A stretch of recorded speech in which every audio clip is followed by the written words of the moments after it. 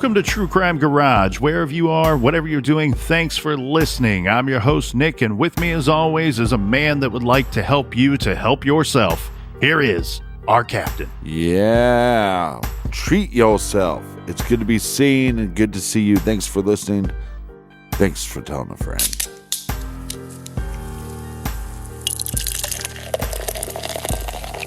Today we are still sipping on this fine beer from 18th Street Brewery called Number 2 Pencil. This is a double IPA, double dry hopped with Galaxy and Falconer's Flight hops.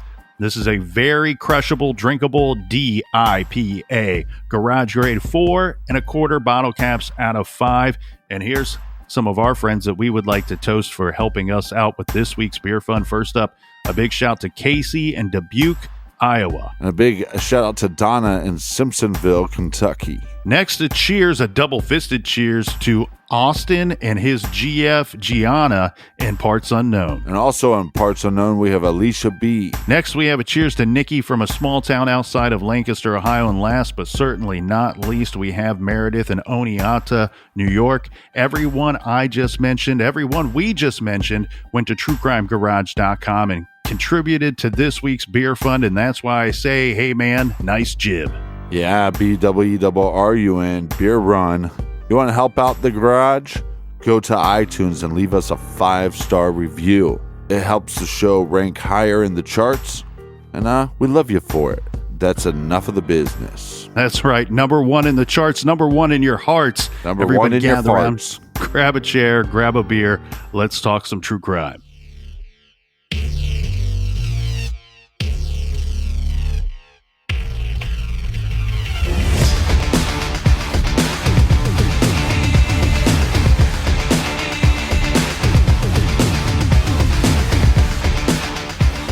Yesterday, Captain, we reviewed a horrific murder, a double homicide, 2 people killed by 2 different people in what seemed to be an open and shut case. But turns out not everyone was satisfied with the resolution of Donnah's case.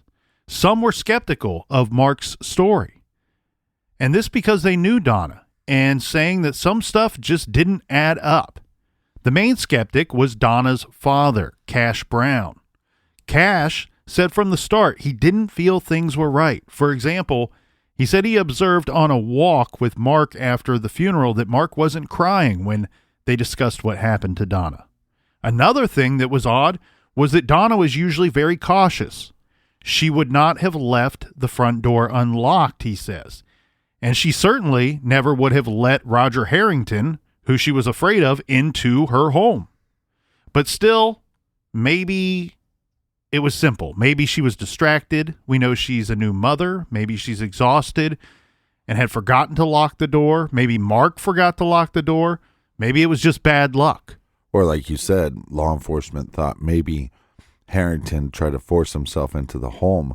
My issue with that problem is, why wouldn't she start screaming at that point? Because she knew her husband was in the house. And as you so astutely pointed out yesterday, the coffee cup and the cigarettes that belong to Roger Harrington are found inside the Winger's home. Yeah, so it's what, a little here, strange. could you hold my coffee cup while I push my way into your home? Let me grab your hammer while I'm at it. So her father, Cash, he shares his feelings with Donnah's sister and her friend. These two decided, hey, we're going to do a little test. So one of them went to the basement, got on the treadmill at Donna's house, and the other one fell loudly onto the floor in the dining room upstairs. The woman on the treadmill says she could not hear anything over the sound of the treadmill. So either Mark has really good hearing, he's got like dog hearing, or maybe the thud was extra loud that Mark heard. And Donna's mom and stepdad, we need to point out, Mark has plenty of support. Some of this coming from Donna's mother and her stepfather, who not only supported him, as far as they were concerned and publicly said so, Mark was almost as much of a victim as Donnah was. But there was also someone else who was a little suspicious of Mark Winger. This is Detective Doug Williamson. He didn't believe a word coming out of Mark's mouth. He felt that there was some elements of Roger Harrington's behavior that didn't quite mesh with the story being told by Mark. Now, for one thing, he had parked his car right in front of the Winger home on the wrong side of the street, facing oncoming traffic. Not exactly stealth mode. The beat-up sedan stuck out like a sore thumb in the residential neighborhood. Right. Also, a crowbar and a knife were found in his car. And we pointed out yesterday, well, he didn't exactly bring the murder weapon to the home with him, but he had some things that could be considered weapons in his vehicle. Well, in fairness, he was carrying his cup of coffee and pack of cigarettes. A man's only got so many arms. Yeah. Then there was the meeting with Mark Winger that we kind of left off with in yesterday's episode. This is what Roger Harrington's roommates had mentioned, that they were under the impression, or Roger told them, that Mark called and asked him to come to the home. Right. Not that he was showing up there unannounced or unknown to the Wingers. The roommates were pretty convinced that Roger was convinced, or at least told them a story that convinced them that he was asked by Mark Winger to be at the home. Well, and we have Harrington's car as evidence. Like you said, there's a knife, there's a crowbar, but there's also a note with the Winger's address and a time. Yeah.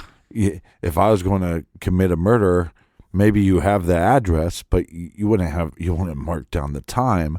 To me, the time determines that he was supposed to have a meeting with them. Right. In the front seat, on the front seat of Roger Harrington's vehicle, written on a piece of paper in pen, we had the Winger's name and address and the time 4:30. But also, listening to that 911 call, we've done so many cases where there's 911 calls where the person is so frantic. To me, that's almost playing up. Yes, it's a traumatic situation, but this call sounds so frantic. And I never like it when the person disconnects the call, even though Mark Winger is going to call back to 911. But he basically, I have to get my kid. Well, you don't need to hang up. You can stay on the line. I'm going to put the phone down real quick. I got to grab my kid. Detective Williamson said that Mark never told them about any kind of meeting with Roger Harrington. Remember, he was told that Roger Harrington was called that morning and warned to stay away from the house and stay away from the Winger family. So something's not right here, Captain. Something doesn't seem to be all together. Yeah, that 4:30 time on the note doesn't go with Mark Winger's story. So initially, Detective Cox was not skeptical, and it was in agreement with labeling it as a justified homicide and closing the case.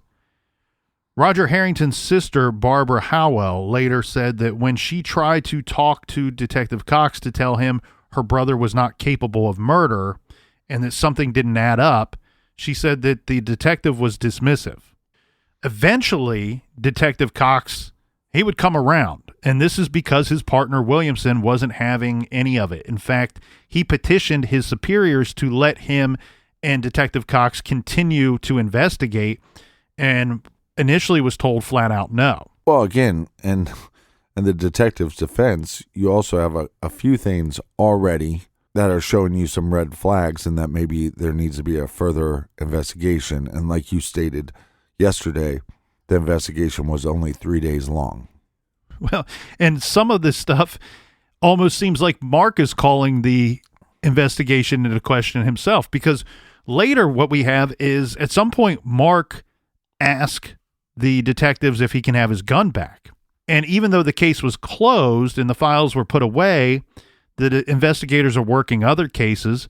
Mark, he shows up at the police department and he's asking about the progress of the investigation, which is a little bizarre, right? He wanted to know how the case was going. And at the time, the case was closed. They had already publicly closed the case. So Detective Cox is saying, as far as I was concerned, he would have just accepted it that the case was closed. So this seems to be like a major mistake on Mark's behalf here. We have a closed case, but he's asking how the investigation is going. Oh, yes. How bizarre, how bizarre. Yeah, that's stranger than a dress on a donkey. 4 months after Donnah's death, Mark filed a lawsuit against BART Transportation, the company that employed Roger Harrington. He alleged that BART was negligent in the hiring process, in the hiring of the driver, that the company should have known he was dangerous and unfit for the job. Mark was seeking damages from the company for the wrongful death of his wife. Right. The result of this lawsuit was effectively what would reopen the case. Yeah, because what happens here is you're suing that company, but if that company has an insurance company, then the insurance company is going to do a thorough investigation because they don't want to pay out the money. Mark was hoping that the police evidence of Harrington's guilt would help his case for the damages that he was seeking. And that's not what happened at all. So we have the transportation company, they hire attorneys, and they start to prepare to defend this lawsuit. And as a matter of course, requested and received the police documents in the case, the incident report, the crime scene analysis reports, the interviews, all of it. And they began to notice that this case was not as open and shut as everyone had assumed. BART's lawyers dug in and started sifting through all of the information, asking questions. The detectives worked with them, eager to have the opportunity to revisit this case. But because by this point, Williamson was skeptical, he's now got Cox to turn and be skeptical as well. These detectives are going, yeah, we don't think that this was right, that we got this right in the beginning. Mm-hmm. They're happy that someone else is agreeing that Mark might be shady. So Roger Harrington's family, they got themselves a lawyer as well. Oh, yeah. And like we were talking about before, Harrington, yes, has some mental issues and might have some outbursts of violence, but that's a big difference between trying to go somewhere and grabbing a hammer and bludgeoning somebody to death. In February of 1999, so remember she was killed in 95, a woman named Deanne Schultz was deposed by the BART transportation attorneys in the civil case. She was someone that was previously interviewed by police. This is because she was Donna's best friend. There is even video footage available of her holding baby Bailey and sitting next to Donnah on a couch. She was one of the people who told investigators about Mark and Donna's marriage and it being a great marriage. But this time, under oath, in the deposition, 4 years later, she's telling a very different story about Mark and Donna's relationship. Deanne said that in 1995, her and Mark were having an affair. And he had talked to her about killing his wife. Deanne told the detectives that Mark said things to her like, we could be together if Donnah just died, and saying theoretically it would be great if he were to go out of town and maybe Deanne found Donna's body. Dun, dun, dun. On the day before the murder, Mark said he was working to get the van driver in his house. So even referring to Roger Harrington by name. Then on the day of the shooting and Donna's murder, Mark asked her, will you love me no matter what? My answer is no. All of this, of course, is super suspicious, obviously. Yeah. But not exactly evidence of a murder. Later, Mark said to her, I think they believe me. I did it for us. She didn't want to ask what he meant. Like, he's dropping all these hints to her. She doesn't want to ask him what he meant. He warned her to tell no one of their affair or that their gooses would be cooked, that they both would be in trouble. Well, look, on top of that, you have a man, now you're suspicious of him murdering his wife and murdering this innocent bystander and using him as a pawn. You have to be fearful of your safety, that what's going to stop him from doing it to you. Exactly. And she says, I didn't know exactly what all of this meant at the time. Part of me wanted to think that he was just talking crazy. But what the police do, they end up finding a paper trail to back up Deanne Schultz's story, to confirm the affair. Well, yeah, because so it goes a little bit deeper. I mean, she, for the last few years, was having a lot of mental issues and having severe depression, because this is a lot to hold in. And on top of that, you had a relationship with this man. He's saying to you, hey, well, if my wife is dead, then we'll be together. Well, now he doesn't want to be with you. And she ended up telling a doctor all this stuff beforehand. Yeah. And once she started telling people the truth, it really started kind of setting her free from the depression and all that stuff. The police, they tracked down phone records and hotel records. Again, this is 4 years later after the death. They tracked down phone records and hotel records, this backing up her side of the story, her version of the story. And what they found was that the affair apparently began about a month before Donnah's death and continued for several months after, until Mark Winger broke off the relationship. Well, right, because when she comes forward and starts talking with the police run this by Mark Winger, and he's going, she's not telling you the truth. I don't think he denied that they had a relationship, but I think he was denying many parts of it.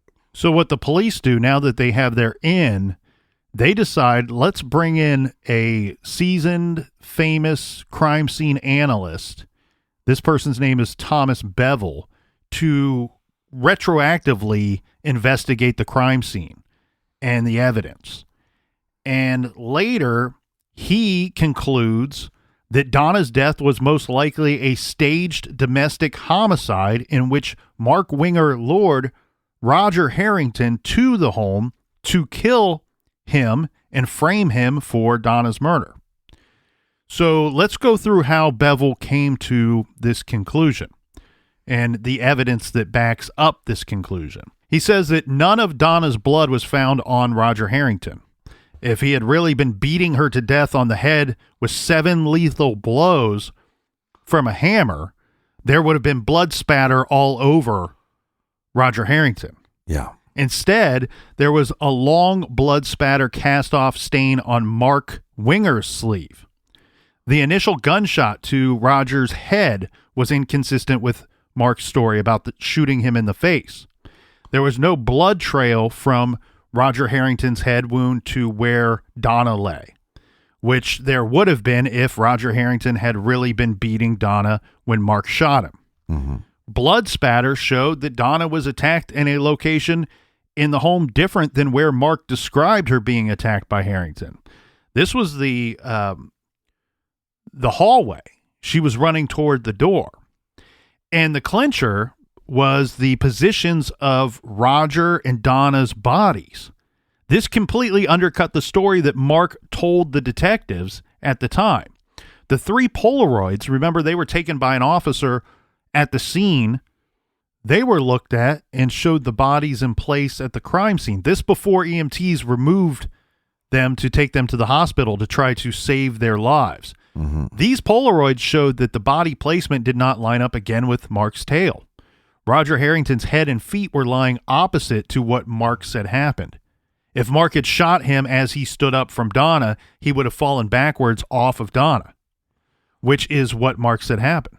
Well, the other problem, too, is there was 2 separate pools of blood coming from Harrington's head, which would make sense with the eyewitness saying that there was a shot and then a 5-minute gap and another shot.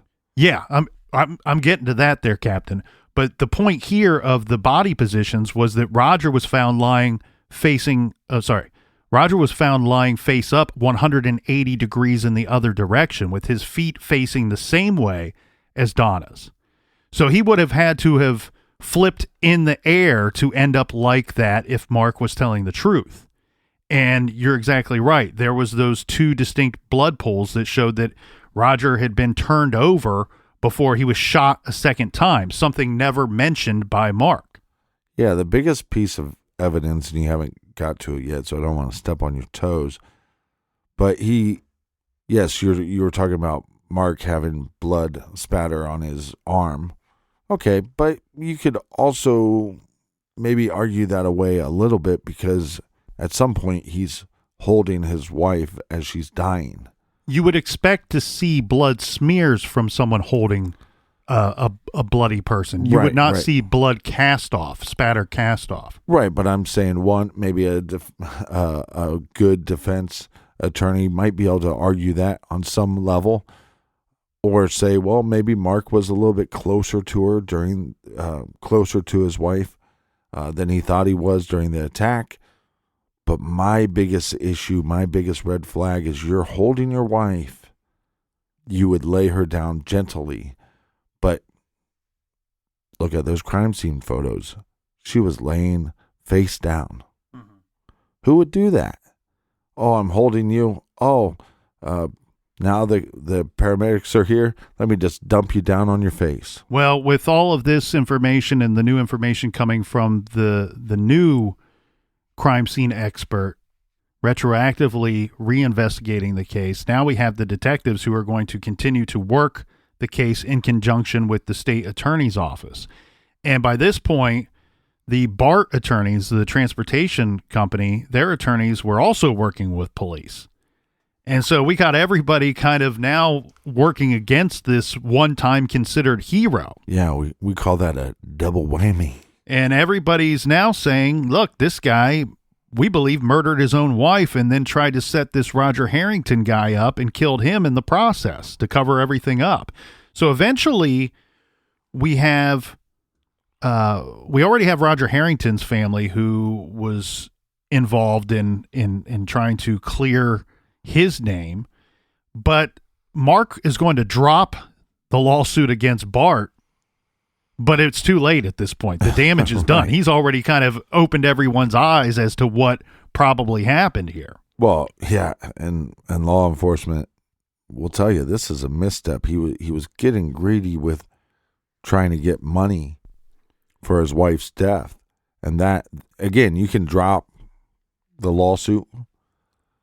But if I was the head of that transportation company, okay, you dropped the lawsuit.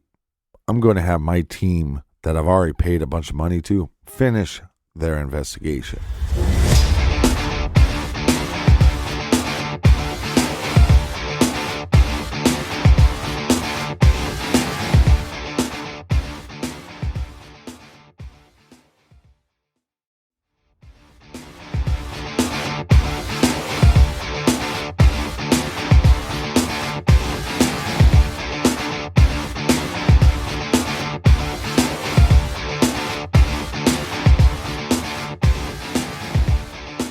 We're back. Cheers, everybody.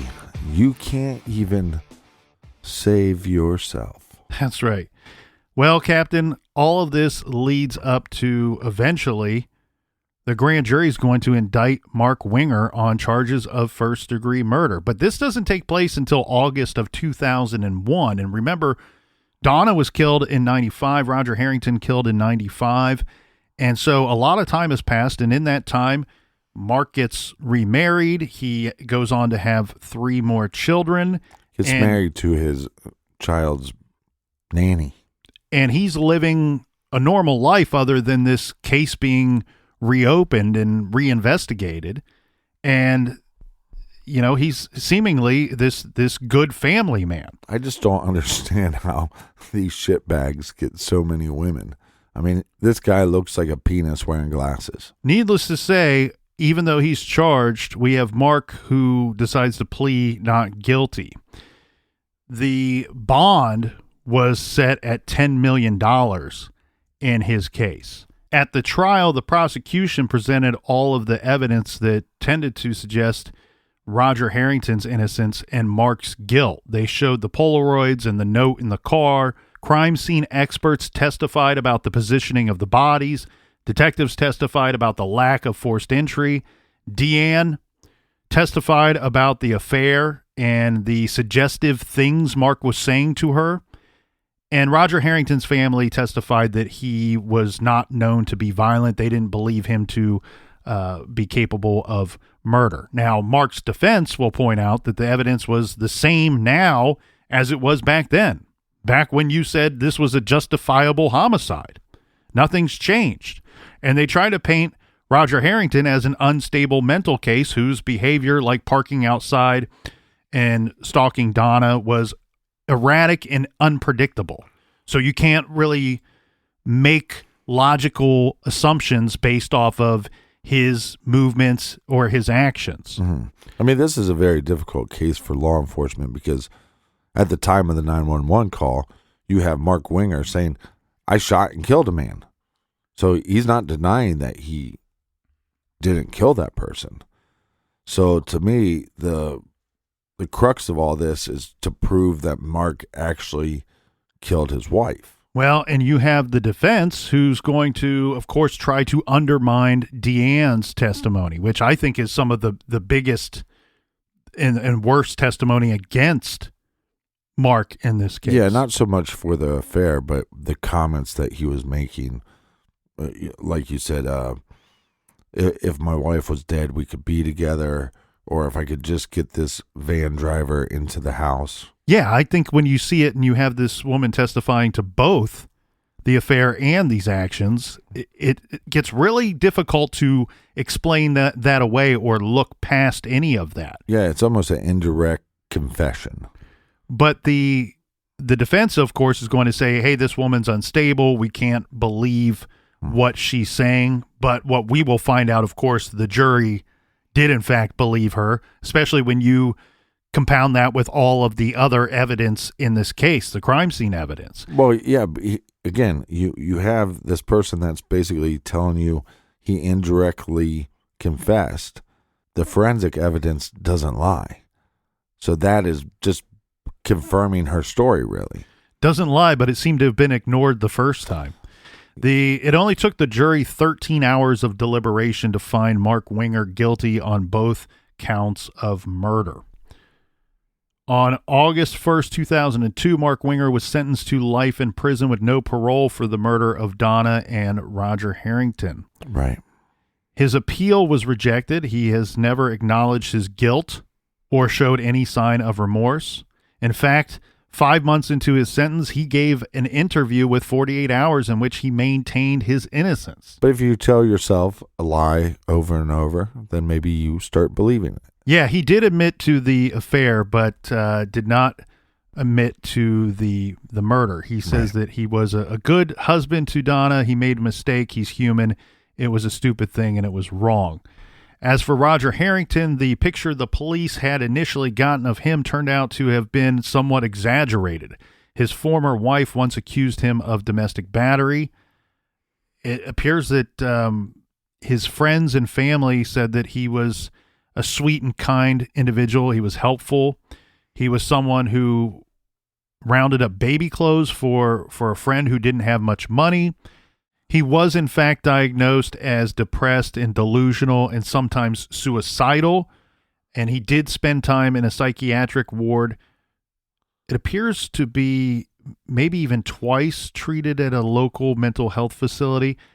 But none of these doctors ever deemed him to be a threat to anyone else but himself. Right. In any case, if anyone had any doubts that remained about Mark's guilt even after his conviction, well, that's going to be completely eradicated. In 2005, he tried to hire a fellow Pontiac Correctional Center prisoner to carry out some murders for him. Yeah, again. How bizarre, how bizarre. And they know this because the prisoner went and approached investigators and had plenty of information to back it up. So the general story here, Captain, is that Mark tried to hire this guy. This is 44-year-old convicted murderer Terry Hubble to hire a hitman to kill some people for him. So it's, the middleman. We need to get a middleman. Let's get one bad dude here to find some other bad dude to... Who did he want dead? Oh, he wanted a bunch of people dead. So Mark was willing to hire, through Terry Hubble, a hitman to take out Mark's childhood friend. This is Jeffrey Gelman.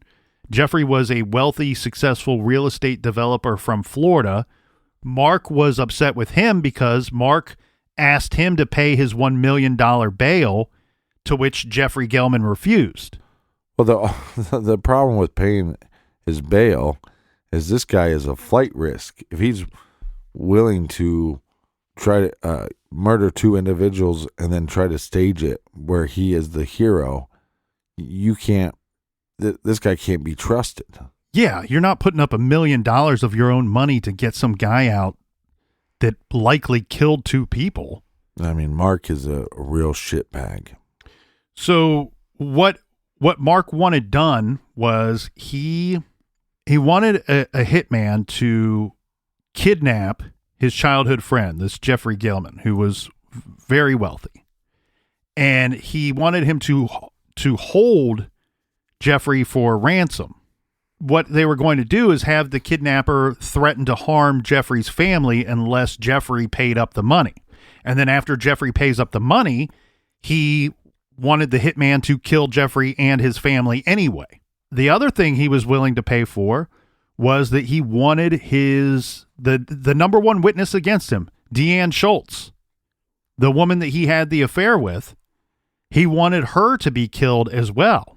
But he wanted her to, you find her and you force her to write a letter saying that she lied. Right. You force her to make a recording of a statement of her saying that she lied, that Mark Winger had nothing to do with Donnah's death and that she had made the whole thing up, and then make it look like a suicide.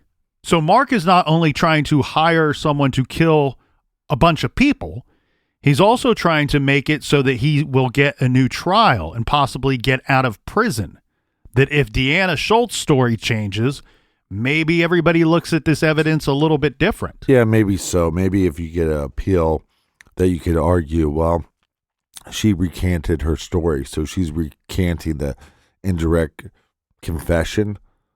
But what I said before, what backs up that indirect confession is the forensic evidence. Mark also wanted the hitman to take care of his ex-father-in-law as well, and apparently this was just because he did not like him. So what we have here as evidence from Terry Hubble to back up this statement is that Mark wrote out 19 pages of instructions, right? It's written out for hire, a murder for hire document. There's a great article that you can look up. I'm not going to go into the whole thing here, but there's a great article if you want to look further by Chris Detro from June 2007 from the Benton News. But basically, Captain, what this is it's 19 pages detailing how he wanted everything to play out. It's a very long version. Like, this kind of reminds me of a movie moment here. In Red Dragon, you have the communication between Hannibal the Cannibal Lecter and the Tooth Fairy, Francis Dollarhide, where the police, where the FBI discover communication between the two, and we have Lecter telling Francis Dollarhide, Graham home, Marathon, Florida, save yourself, kill them all. I mean, this is 19 pages of this guy saying, I want this person, this person, this person, and their family killed. And I'm willing to pay you for it.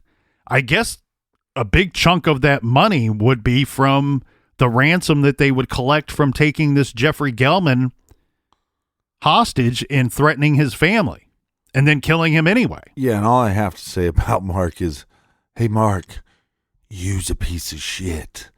A gigantic, flaming pile of shit. Real quick here, Captain, this convicted killer, Terry Hubble, he's kind of an interesting story himself because he was already in prison for some other charges when in 1991 he was indicted by a grand jury for the murder of a 14-year-old.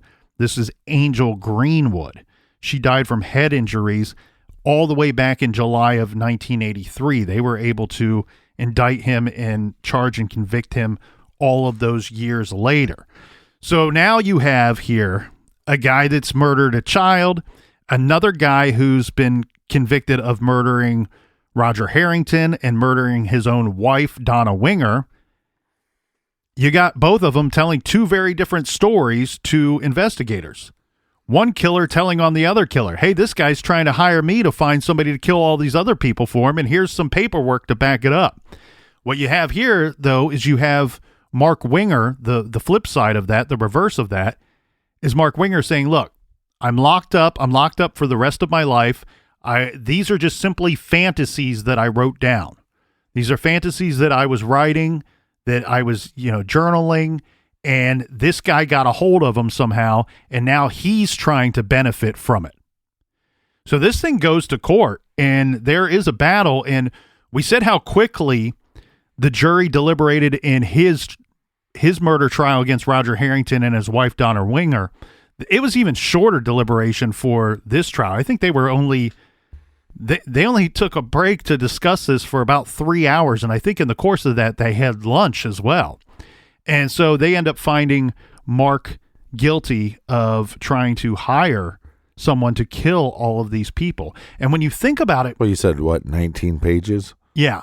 That's a lot of evidence to try to argue away. His defense will argue that Terry Hubble did, in fact, benefit from throwing Mark under the bus, which he did. I mean, he got sent off to a different prison, which was a much more relaxed environment. The state even paid him $3,000 and some odd dollars for his assistance in this conviction. But to me, I was really blown away by just how evil and cold this Mark Winger is. I mean, to think about this situation. He basically gets handed on a silver platter a situation that he was looking for. He was looking for a way to take out his wife. And then all of a sudden, Roger Harrington comes along and they have this crazy drive back to her home. These phone calls start coming into the home. And this guy's getting all happy. He's getting excited. He's like, not only did this fall right into my lap, but there's documentation, and my wife, Donnah, has gone out of her way and spoke to her family and her friends about her being afraid of this guy and this guy calling our house and he's harassing us. If I can just get him back to the house, I can hammer my wife to death and then turn the gun on this guy and put him over by the body, and boom, open and shut case. My wife is dead. This guy killed her and I'm the hero. Everybody feels sad for me. That is completely diabolical. And then you have just a handful of years later, he's looking to hire somebody to take out a whole family of people from some guy that just he grew up with, that he knew, that's not willing to fork over $1 million to let him out of jail while he waits for his trial. And he wants to kill his father-in-law, his wife's stepfather, just because he doesn't like him, and then kill the woman that he once had an affair with. I mean, that's a long list of people. Ironically, and I say it ironically because he's not this monster-looking dude that is out praying for victims. He does look like a penis with glasses, though. Out trolling the streets looking for victims. But he is every bit as evil as some of those guys that we've talked about. BTK, Ted Bundy. This guy is one of the most evil individuals that we have discussed on this show. And I don't know if it's a huge red flag because, again, it's a 911 call. So if you take it at face value, he is calling about this horrific scene that's playing out in front of him. But when he says there's a bullet in him, in Harrington, and then they find two, as much as investigators got this right in the end and forensic science got this right in the end, it's a shame that they didn't wave those red flags sooner and that they didn't dive deeper into the evidence to collect that. And because, look, they could have said, look, there's a bunch of red flags here, but we still kind of, if we have to lean one way, we still think that he's possibly innocent. And then when another piece of evidence comes out and you dive back into the case, or you have to reopen that case, you could see all the red flags staring right at you. But it's almost like they were just too quick to solve the case and move on. Well, I can agree with some of that. I don't know if it was too quick. I think maybe some of it looked like what they were being told and what they thought they were seeing. One thing that we haven't touched on yet, and it's a little interesting tidbit here, in regard to the neighbor, the ear witness, who says, I heard a gunshot and then it was minutes and minutes later until I heard a second gunshot. And you're exactly right, Captain.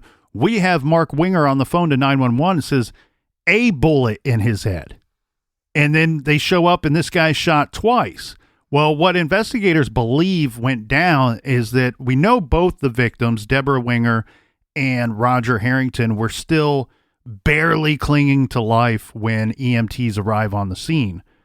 But what they believe happened now is that when Mark says to the 911 operator, I've got to go, my baby's screaming, my baby's crying, is that he actually heard Roger Harrington, who was again, we know he was still alive, but he was a little too alive at that point, that he hears Roger Harrington either trying to get up or making noise, and he knows, I've already alerted the police and EMT to get here pronto. I need to make sure that he's dead, that everybody's dead before they show up, because these two are going to have a much different story to tell when police are here. Right. And you can actually hear on the 911 call, you can hear Harrington moaning. So they believe that he got off the phone and didn't go tend to the baby right away or go over to his wife right away, that he went over and that's when the second shot was fired into Roger Harrington. Here's one weird thing here too, Captain, to kind of close this out a bit. The judge ends up giving Mark Winger an additional 35 years on top of his already life sentence, that for the murder for hire plot. Right, because he got a life sentence with no possibility of parole. Correct. And then what we have is, this guy, he won't go away.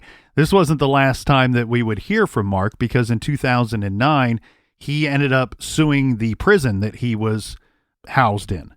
And he was suing some of the administration there, alleging that they were not allowing him to exercise outside of his cell, saying that this was cruel and unusual punishment. This is a guy that's murdered two people and was happy and hoping to murder a bunch more. He had been restricted to his cell for a year after this murder for hire plot. And he said that being confined in a small space was not enough room for any type of physical activity, which was giving him panic attacks and anxiety. So, I don't think anybody's feeling bad for Mark Winger.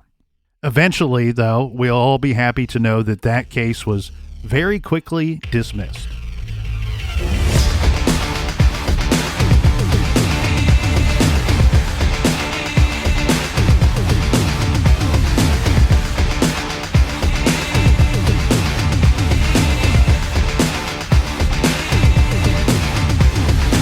Thank you for being our friends. Thank you for joining us here in the garage. I'm very excited to announce that me and Bob Ruff from Truth and Justice and Kelly from True Crime IRL will be doing a live event April 16th in Grand Rapids, Michigan. For more details, check out CaptainFatHands.com. Click on the events page. Colonel, my good buddy, my good pal, do we have any recommended reading this week? Yes, we do, our beautiful Captain. This week we are recommending Tears of Rage by John Walsh. From Grieving Father to Crusader for Justice, the untold story of Adam Walsh case. True crime readers know John Walsh. He has several great books out there, and true crime watchers know John Walsh from his time with America's Most Wanted. This is one of his books, but this is the one that features the Adam Walsh case, the murder and abduction of his child. Check out Tears of Rage by the great John Walsh. You can find that great title and many more on our website, truecrimegarage.com. Just click on the recommended page. And until next week, be good, be kind, and don't litter. Bye.